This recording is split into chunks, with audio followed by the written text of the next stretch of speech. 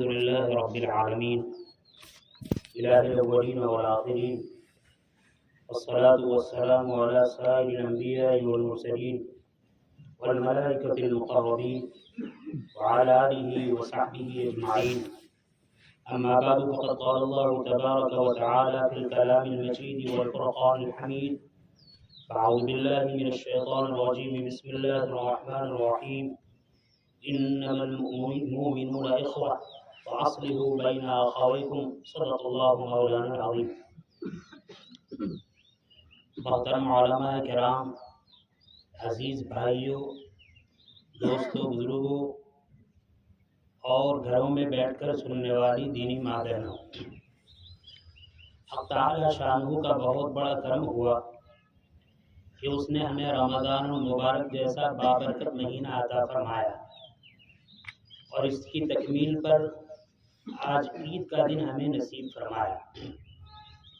اللہ تعالیٰ اس کی صحیح قدردانی ہمیں نصیب فرمائے۔ اسلام صرف مسلمان کا مذہب نہیں ہے، اسلام دنیا میں آنے والے سارے انسانوں کا مذہب ہے۔ اسلام کے معنی سلامتی ہے، امن و عافیت ہے، بھائی چارگی ہے، ہمدردی ہے، حسن اخلاق ہے جس کی ہر شخص کو ضرورت ہے۔ اللہ تعالیٰ کا نظام دیکھیے، ہمارے لیے دو خوشی کے دن مقرر فرمائے، ایک عید الفطر کا دن، دوسرا عید الاضحیٰ کا دن۔ اور بڑی عجیب بات ہے، اسلام جو فطرت والا مذہب ہے، فطرت کے خیال رکھنے والا مذہب ہے، اس نے دو چیزوں کا حکم فرمایا: کھاؤ اور عبادت کرو۔ دونوں میں آپ عید الفطر میں بھی آپ دیکھیں گے، عید الاضحیٰ میں بھی دیکھیں گے کہ دو حکم فرمائے۔ بعض حضرات فرماتے ہیں تین حکم ہے: کھانا کھاؤ، عمدہ لباس پہنو اور اللہ کی عبادت کرو۔ اسی لیے علماء نے لکھا ہے ہمارے پاس جتنے کپڑے ہیں اس میں جو سب سے عمدہ، سب سے اعلیٰ، سب سے اچھے ہیں، عید کے دن اس کو پہنا جائے۔ اور ماشاءاللہ کھانے کا نہ کام ہے تو کھانا الحمدللہ دونوں عید کے موقع پر بہت اچھے سے اچھا کھانا کھایا جاتا ہے۔ شریعت نے عید الفطر کے موقع پر یہ حکم دیا کہ نماز سے پہلے کھانا کھاؤ اور بعد میں نماز پڑھو، اور عید الاضحیٰ میں یہ حکم دیا کہ پہلے نماز پڑھو اس کے بعد کھانا کھاؤ۔ کھانا دونوں جگہ ہے، عبادت بھی ہے اور کھانا بھی ہے۔ عید الفطر میں تو رمضان کا مہینہ گزرتا ہے جس میں ایک مومن روزہ رکھتا ہے، اور 30 دن روزہ رکھنے کے بعد جب عید کا دن آتا ہے تو حق تعالی شانہ نے حکم فرمایا کہ 30 دن روزے رکھے ہیں، مہینہ بھر روزہ رکھا ہے، اب کھانا کھاؤ، پہلے نماز بعد میں پڑھیں گے۔ مستحب ہے کہ پہلے کھانا کھاؤ اور کھانا کھانے کے بعد نماز پڑھو۔ عید الاضحیٰ کے موقع پر حال یہ ہوتا ہے کہ آدمی عید الفطر سے لے کر عید الاضحیٰ تک برابر کھاتا ہے روزانہ، اگر نفلی روزہ رکھے الگ بات ہے، ورنہ کھانا کھاتا ہے۔ لہذا عید الاضحیٰ کے موقع پر فرمایا کھانا چھوڑ دو، پہلے عبادت کرو اور عبادت کے بعد کھانا کھاؤ۔ اللہ کی بڑی شان ہے، کھانا کتنی بڑی نعمت ہے۔ دیکھو آدمی کھانا کھاتا ہے، وہ یہ سمجھتا ہے بھوک لگی ہے اور کھانا کھایا جا رہا ہے، لیکن آپ اس ایک کھانے میں دیکھیے حق تعالی شانہ نے کتنی ساری نعمتیں جمع فرمائی ہے۔ سب سے پہلی نعمت کھانا فی نفسی ہی اللہ کی بہت بڑی نعمت ہے، کوئی بحث نہیں، وہ اچھا ہو، لذیذ ہو، مزیدار ہو، ذائقہ والا ہو، مذائقہ والا نہ ہو، تازہ ہو، باسی ہو، فی نفسی ہی کھانا اللہ تعالیٰ کی بہت بڑی نعمت ہے۔ اور اس کے نعمت ہونے کا احساس اس وقت ہوتا ہے جب 2-3 وقت کا کھانا نہ ملے، اور 2-3 وقت فاقے گزر جانے کے بعد کھانا ملے، تو اس وقت اس کی نعمت کا پتہ چلتا ہے۔ آدمی یہ نہیں دیکھتا ہے کہ باسی ہے یا تازہ ہے،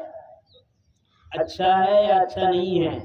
مزیدار ہے یا مزیدار نہیں ہے۔ بھوک کا تقاضا یہ ہے کہ جو بھی ملا وہ اس کو شوق سے کھاتا ہے۔ معلوم ہوا کھانا اپنی ذات کے اعتبار سے فی نفسی ہی بہت بڑی نعمت ہے۔ دوسری نعمت دیکھیے، کھانا بھی ہے، ساتھ ساتھ میں لذیذ بھی ہے، عمدہ بھی ہے، مزیدار بھی ہے۔ آدمی کھانے بیٹھتا ہے، اگر بہت زیادہ بھوک کا تقاضا نہیں ہے تو کھانے کے نعمت ہونے کا احساس اس کو نہیں ہوتا، لیکن جب وہ مزیدار ہو، ذائقہ دار ہو، ٹیسٹی ہو تو پھر اس کی نعمت کے نعمت ہونے کا اندازہ ہوتا ہے کہ ماشاءاللہ کھانا بھی ہے اور مزیدار بھی ہے۔ تو کھانا جس طرح اللہ کی بہت بڑی نعمت ہے، اس کا مزیدار ہونا مزید نعمت ہے۔ آگے بڑھیے، تیسری نعمت یہ ہے کھانے پر کہ کھانا بھی ہے، لذیذ بھی ہے، لیکن ذلت سے ملا ہے، تو وہ نعمت نہیں ہے۔ اگر کھانا ہمیں عزت کے ساتھ مل جائے،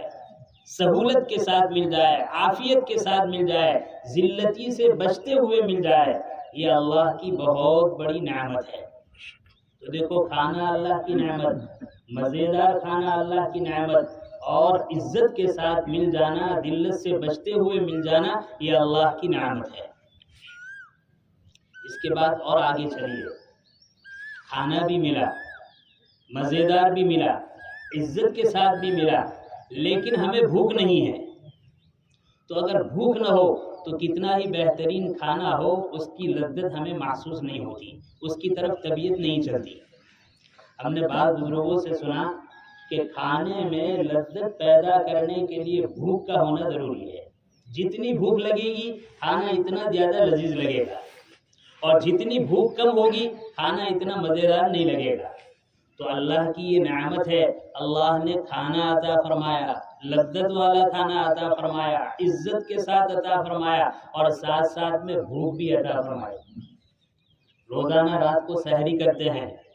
اور آج سحری نہیں ہے، واقعتاً ہر ایک کو بھوک لگتی ہے۔ حق تعالیٰ شاہ نے فرمایا کھاؤ، بھوک بھی ہم نے دے دی ہے، اور بھوک کے ساتھ کھانا یعنی نعمت کو جمع فرما دیا کہ بھوک بھی عطا فرمائی اور بہترین کھانے کا بھی حکم عطا فرمایا۔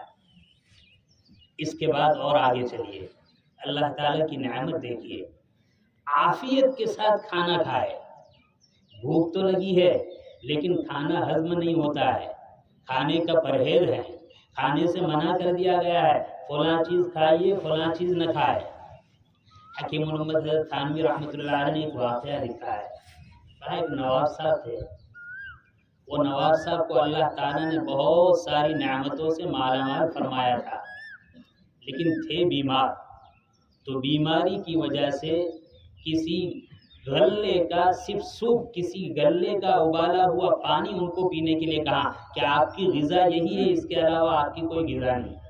اگر اس کے علاوہ دوسری غذا آپ نے کھائی تو آپ کا معدہ خراب ہوگا اور جان خطرے میں پڑ جائے گی۔ تو دیکھو، کھانا بھی ہے، لذیذ بھی ہے، عزت کے ساتھ بھی ملا ہے، بھوک بھی ہے، لیکن موافقت نہیں، عافیت نہیں ہے۔ اللہ تعالیٰ نے ہمیں سب کچھ عطا فرمایا کہ لذت کے ساتھ، عزت کے ساتھ، کھانے کے ساتھ، عافیت، بھوک کے ساتھ عافیت بھی عطا فرمائی کہ ہم کھانا کھاتے ہیں، کھانا ہضم ہوتا ہے، کھانا کھاتے ہیں، کھانا ہضم ہوتا ہے، اور خوب کھاتے ہیں۔ اللہ تعالیٰ کا کتنا بڑا انعام ہے، کتنا بڑا فضل ہے۔ اور آگے بڑھیے، اللہ تعالیٰ نے یہ ساری چیزیں عطا فرمائی ہو، لیکن آپس میں بیٹھ کر مل جھول کر جو کھانے والے کھاتے نہ ہو، نہ بیوی ساتھ میں کھانا کھا رہی ہے، نہ بچے ساتھ میں کھانا کھا رہے ہیں، نہ بھائی بہن ساتھ میں کھانا کھا رہے ہیں، نہ والدین ساتھ میں کھانا کھا رہے ہیں، گھر کا ہر فرد الگ الگ کھانا کھا رہا ہے، کھانے میں مزہ نہیں آئے گا۔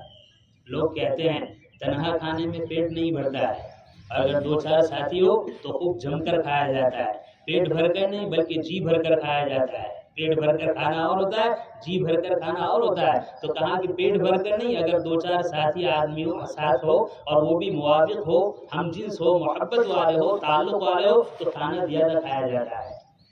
آپ دیکھیے، ایک کھانا ہے، اللہ نے 6 نعمتیں جمع کر دی، یہ تو ہمارے علم میں بے شمار نعمتیں ہیں جو ہمارے علم میں نہیں ہیں، ورنہ یہ نعمتیں اللہ نے کھانا بھی عطا فرمایا، اللہ نے لذیذ کھانا بھی عطا فرمایا، اللہ تعالیٰ نے عزت کے ساتھ کھانا عطا فرمایا، اللہ تعالیٰ نے بھوک کے ساتھ کھانا عطا فرمایا۔ حق تعالیٰ شانہ نے اس بھوک کے بعد عافیت والی یعنی ہضم والی صلاحیت بھی عطا فرمائی، اور اس کے بعد مل جل کر کھانا بھی عطا فرمایا کہ ہم ایک ساتھ بیٹھ کر کھانا کھا رہے ہیں۔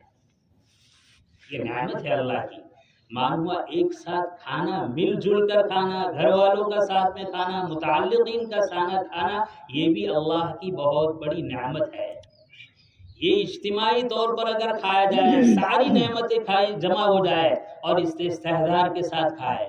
آدمی کوئی نیت نہ کرے، بسم اللہ بھی نہ پڑھے، کھانا کھا لے، پیٹ بھر جائے گا، بسم اللہ پڑھی، کھانا کھایا، عبادت اور ثواب بن جائے گا، لیکن ساری نیت کا وہ تصور کرتا ہے، خیال کرتا ہے، اے کھانے بیٹھا ہے، اے اللہ یہ کھانا تیری نعمت ہے، اے اللہ یہ لذیذ کھانا جو گھر والوں نے بنایا ہے تیری دوسری نعمت ہے، اے اللہ عزت کے ساتھ دیا ہے تیسری نعمت ہے، اے اللہ بھوک عطا فرمائی چوتھی نعمت ہے، اے اللہ عافیت عطا فرمائی، ہضم کرنے کی طاقت عطا فرمائی پانچویں نعمت ہے، اے اللہ سب مل کر کھانا کھا رہے ہیں، یہ آپ کی چھٹی نعمت ہے۔ چھ نعمتوں کا استحضار کیا اور کھانا کھایا، 6 نعمتوں کا شکرانہ کا ثواب ملے گا۔ یہاں دیکھو مجھے بتلانا ہے، شریعت نے حکم کیا ہے کھاؤ اور نماز پڑھو، اور کھانے میں نے آخری درجہ بنایا اجتماعیت کے ساتھ آپس میں مل جل کر کھانا۔ معلوم ہوا عید کا دن تقاضا کرتا ہے دلوں کو جوڑنے کا، اتحاد اور اتفاق کو قائم کرنے کا، محبت، بھائی چارگی اور ہمدردی کو پیدا کرنے کا، یہ شریعت اسلام کا تقاضا ہے۔ میرے بھائی، دنیا میں ہم رہتے ہیں،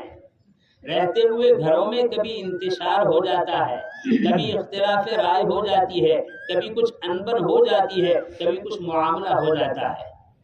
دیکھو اللہ نے عید کا دن دیا ہے، خوشی کا دن دیا ہے۔ خوشی کا دن ایسا نہیں سمجھنا کہ صرف اچھے کپڑے پہننا خوشی ہو گیا، صرف بہترین کھانا کھانا خوشی ہو گیا، ساتھ مل کر کھانا خوشی ہو گیا، نہیں۔ خوشی یہ ہے کہ اللہ تعالیٰ نے جو رمضان کا مہینہ عطا فرمایا عبادت کے مزاج والا، اس عبادت کے مزاج کے ساتھ عیدگاہ میں آنا اور عیدگاہ سے اس عبادت والے مزاج کو لے کر جانا اور پوری زندگی اس مزاج کے ساتھ گزارنا، یہ عید کا دن ہے۔ عید خوشی کا دن ہے۔ خوشی کس میں؟ بندے کی خوشی اللہ کی رضامندی میں ہے، اللہ کی خوشنودی میں ہے۔ بندے کی ناراضگی اللہ کی ناراضگی میں ہے، اللہ کی ناخوشنودی میں ہے۔ جہاں اللہ ناراض ہے بندے کی کوئی زندگی نہیں، اور جہاں اللہ راضی ہے بندے کی خوشی ہے، بندے کی زندگی ہے۔ لہذا مجھے آج یہ کرنا ہے کہ آج جس خوشی کے تصور کے ساتھ ہم جمع ہوئے ہیں، یہ خوشی پائیدار نہیں ہے۔ شریعت اسلام نے رمضان کی عبادتوں کے بعد عید کے دن کی جو خوشی دی ہے، اس خوشی کی آج پورے عالم کو ضرورت ہے۔ اس خوشی کی ماں باپ کو ضرورت ہے، اس خوشی کی اولاد کو ضرورت ہے، اس خوشی کی بھائی بہنوں کو ضرورت ہے، اس خوشی کی رشتہ داروں کو ضرورت ہے، اس خوشی کی متعلقین کو ضرورت ہے، اس خوشی کی برادران وطن کو ضرورت ہے، اس خوشی کی اہل انتظام کو ضرورت ہے، اس خوشی کی انسانوں کو ضرورت ہے، اس خوشی کی حیوانوں کو ضرورت ہے۔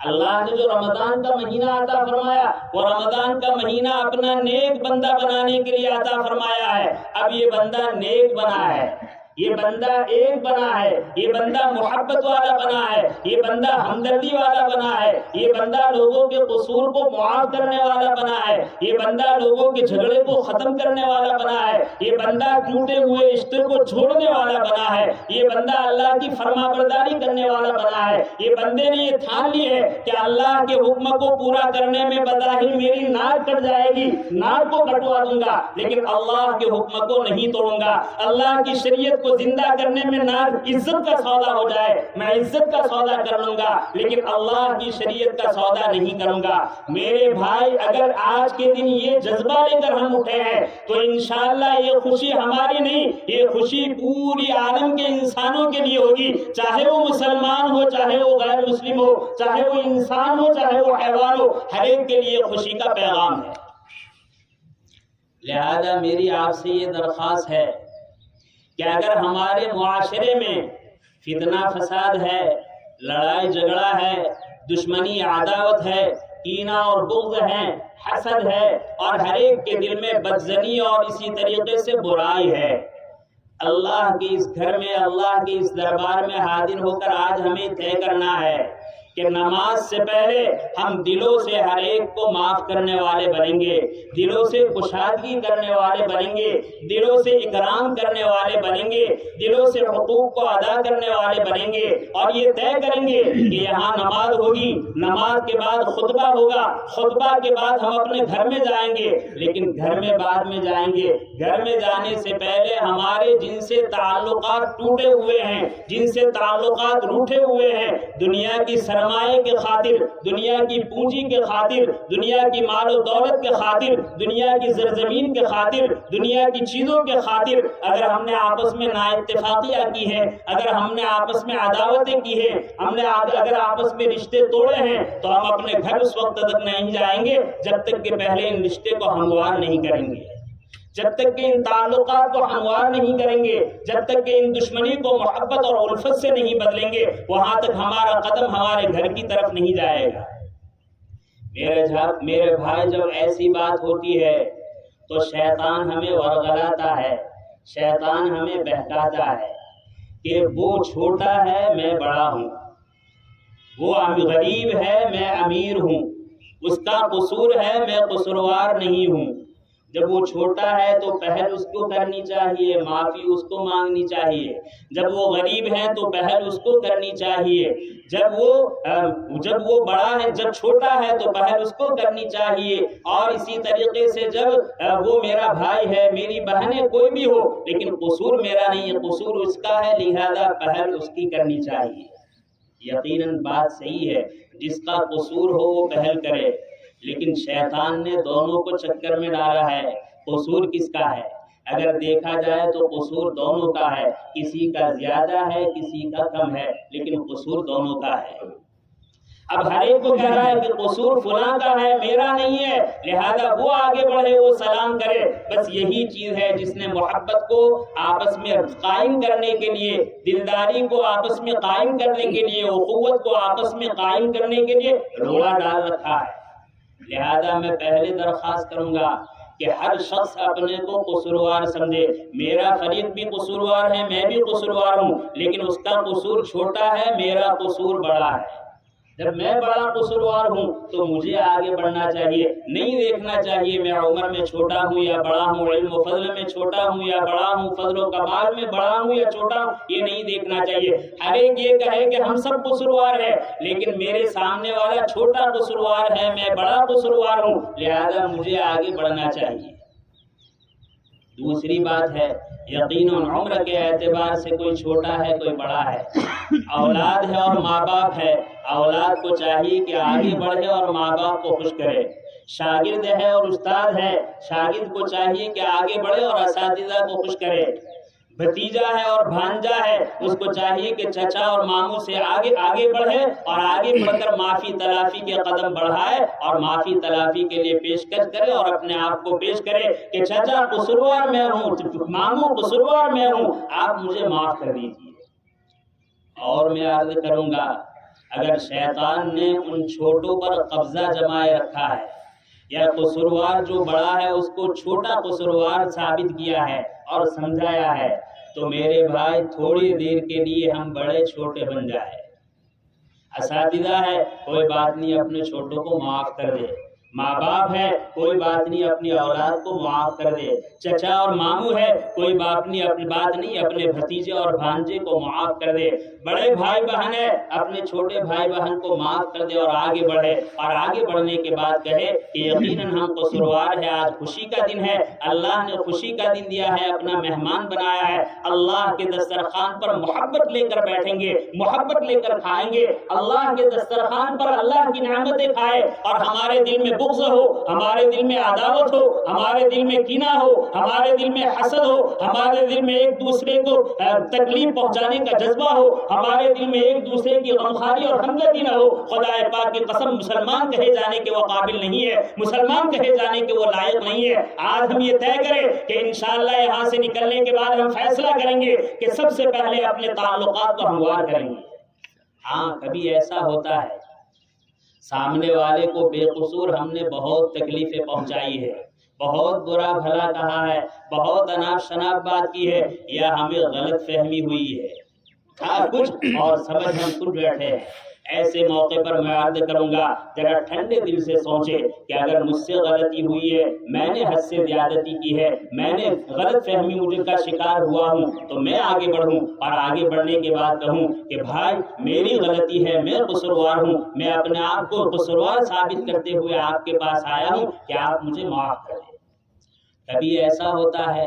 مال اور حقوق کے دبائے جانے پر، مال اور حقوق کے نہ ادا کرنے پر آپس میں جھگڑے اور فساد ہوتے ہیں۔ فلاں نے فلاں کا مال دبا لیا ہے، فلاں نے فلاں کی زمین دبا لی ہے، فلاں نے فلاں کا قرض دبا لیا ہے، فلاں نے فلاں کا حق دبا لیا ہے۔ اس حقوق کے دبانے کی وجہ سے آپس میں میل ملاپ نہیں ہوتا۔ شریعت اسلام نے اس کا بھی راستہ رکھا ہے۔ آج کا دن مایوسی کا نہیں ہے، آج کا دن مایوسی صرف شیطان کے لیے ہے، اللہ کے بندے انسانوں کے لیے کوئی مایوسی نہیں ہے۔ امید ہی امید ہے، رحمت ہی رحمت ہے، مہربانی ہی مہربانی ہے، شفقت ہی شفقت ہے، کرم ہی کرم ہے۔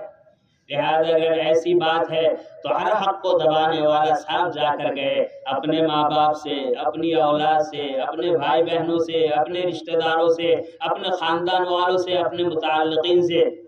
میں نے تمہارا حق دبایا ہے، میں امید کرتا ہوں، میں نیت کرتا ہوں کہ میں آپ کے حق کو پورا ادا کروں گا۔ آج خوشی کا دن ہے، اللہ نے ہمیں بھائی بہن کا رشتہ عطا فرمایا ہے، اللہ نے ماموں بھانجے کا رشتہ عطا فرمایا ہے، چچا بھتیجے کا رشتہ عطا فرمایا ہے، اللہ نے ہمیں ماں باپ اولاد کا رشتہ عطا فرمایا ہے، اللہ نے ہمیں بیوی میاں بیوی کا رشتہ عطا فرمایا ہے۔ آج ہم ساری دشمنیوں کو ختم کریں گے، اور میں یہ کہتا ہوں کہ اگر میں نے ایک پیسہ کھایا ہے تو میں ادا کرنے کا ضامن ہوں، 1,00,000 روپے ہے تو میں ادا کرنے کا ضامن ہوں، میں ہمت کرتا ہوں، میں نیت کرتا ہوں، میں آپ سے وعدہ کرتا ہوں، لیکن آج کا دن ہے، آج آپ مجھے معاف کر دے اور تعلقات کو ہموار کر دے، اور تعلقات کو ہموار کرنے کے بعد نبی کریم صلی اللہ علیہ وسلم کی روح اطہر کو راحت پہنچائے۔ حدیث میں ہے جب پیر کا دن آتا ہے، جمعرات کا دن آتا ہے، نبی کریم صلی اللہ علیہ وسلم کی بارگاہ میں امتیوں کے اعمال پیش ہوتے ہیں۔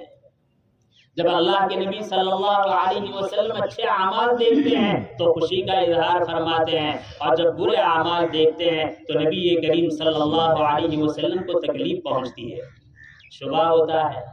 کہ اللہ کے نبی ساری امت کے لیے پوری زندگی تڑپتے رہے، بلکتے رہے، روتے رہے، ہدایت کی دعا مانگتے رہے، دعوت و تبلیغ کا کام کرتے رہے، محنت اور مشقت اٹھا رہے، دنیا میں تکلیف کے ساتھ زندگی بسر کی۔ اگر قبر اطہر میں آرام فرما ہے اور ہماری اس کرتوتوں سے ان کو تکلیف پہنچتی ہے تو پھر آپ کے لیے راحت کہاں ہے؟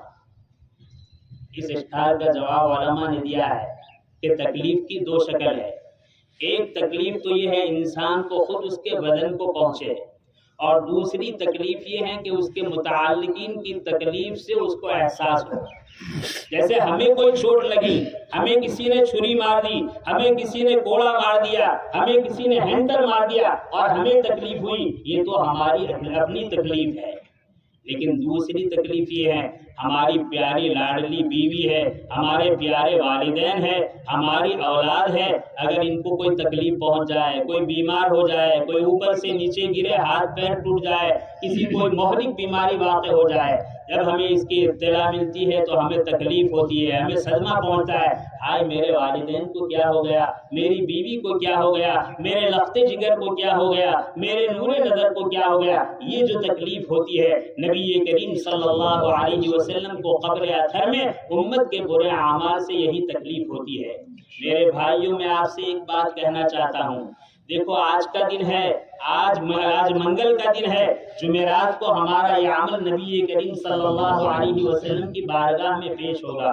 کون سا امتی ہیں جو امتی یہ چاہیے کہ میرے عمل سے میرے نبی کا دل خوش نہ ہو، میرے نبی کا دل ناراض ہو؟ کوئی بھی امتی کبھی بھی ایسا تصور بھی نہیں کرے گا، کبھی بھی ایسا نہیں سوچے گا۔ اے امت کے نوجوانوں، اے نبی کریم صلی اللہ علیہ وسلم کے امت کے نوجوانوں، اگر ہم نے یہ ٹھان رکھی ہے کہ نبی کریم صلی اللہ علیہ وسلم کو قبر اطہر میں راحت پہنچانی ہے، آپ کو تکلیف نہیں پہنچانی ہے، تو آج طے کریں کہ انشاءاللہ ہم نمازوں کا اہتمام کریں گے، ہم روزوں کا اہتمام کریں گے، ہم فرائض کا اہتمام کریں گے، ہم واجبات کا اہتمام کریں گے، ہم سنتوں کا اہتمام کریں گے، ہم گناہوں کو چھوڑیں گے، زنا کو ہم چھوڑیں گے، شراب نوشی کو ہم چھوڑیں گے، جوئے کو ہم چھوڑیں گے، بے حیائی کو ہم چھوڑیں گے، ہر بری چیزوں کو ہم چھوڑیں گے، اللہ کی ہر نافرمانی والی چیزوں سے ہم اپنے آپ کو بچائیں گے، تاکہ قبر اثر میں نبی کریم صلی اللہ علیہ وسلم کے سامنے میرے اعمال پیش ہو تو آپ صلی اللہ علیہ وسلم کی روح مبارک خوش ہو جائے۔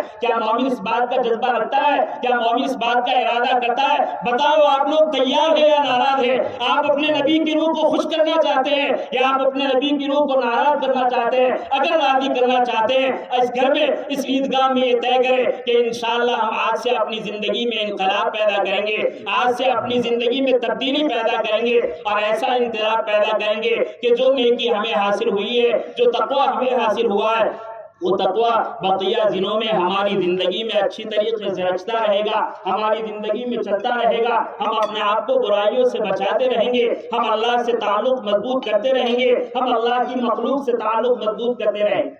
گے۔ اگر میرے بھائی یہ خوشی کا پیغام ہم لے کر نکلے ہیں اور یہ عید ہے تو اس عید کی ضرورت پورے عالم کو ہے، اس خوشی کی ضرورت ہندوستان کی حکومت کو ہے، ہندوستان کے پولیس کو ہے، ہندوستان کے باشندوں کے ہیں، مسلمان کے ایک ایک فرد کو ہے، برادران وطن غیر مسلم کے ایک ایک بھائی کو ہے۔ ہر ایک امن کو چاہتا ہے، ہر ایک بھائی چارگی کو چاہتا ہے، ہر ایک اخوت کو چاہتا ہے، ہر ایک اخلاق کو چاہتا ہے، ہر ایک بے حیائی کو چھوڑنا چاہتا ہے، ہر ایک فتنہ فساد کو چھوڑنا چاہتا ہے۔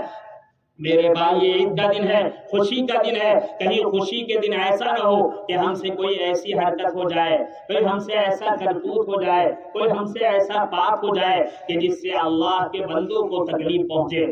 جس سے اللہ ناراض ہو۔ بلکہ میں تو یہ کہوں گا مومن کا جذبہ اتنا بلند ہونا چاہیے، اتنا بلند کہ آج اس کی ذات سے کوئی ناراض نہ ہو، نہ اس کے رشتہ دار ناراض ہو، نہ اس کے تعلق والے ناراض ہو، نہ اس کی بستی والے ناراض ہو، نہ اس کے مسلمان بھائی ناراض ہو، نہ اس کے غیر مسلم بھائی ناراض ہو۔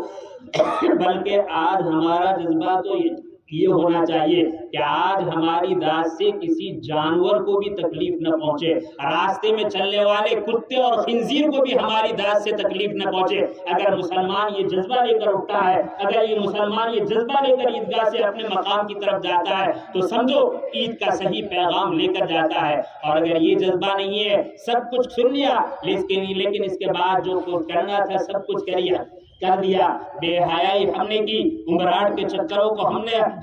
نے لگائے اور اسی طرح بے حیائی کے نقشوں کو ہم نے لگایا، بدنظریاں ہم نے کی، زیناکاری ہم نے کی، شراب نوشی ہم نے کی، جوئے بازی ہم نے کی، سٹے بازی ہم نے کی، سود خوری ہم نے کی، رشوت خوری ہم نے کی، ہم نے کوئی کام نہیں چھوڑا، تو یاد رکھنا یہ دھوکے کا موقع ہے کہ ہم عید کے نام لے کر امت کو دھوکہ دے رہے ہیں، عید کا نام لے کر امت کو پریشان کر رہے ہیں۔ لہذا میں اپنے بھائیوں سے بہت درد دل کے ساتھ کہوں گا، بہت ادب و احترام کے ساتھ کہوں گا کہ انسانیت کو بھی راحت پہنچائے اور قبر اثر میں نبی کریم صلی اللہ علیہ وسلم کی روح پرقدس کو بھی راحت پہنچائے۔ اللہ تعالیٰ نے جو باتیں کہلوائی، اللہ تعالیٰ ہم سب کو عمل کی توفیق نصیب فرمائے۔ عید کا طریقہ، نماز عید کا طریقہ بیان ہو رہا ہے۔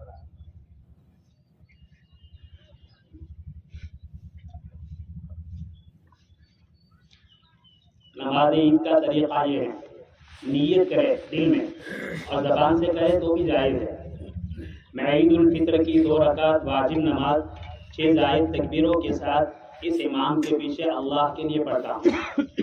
اس کے بعد دونوں ہاتھ اٹھائے اللہ اکبر کہہ کر ہاتھ کو باندھ لے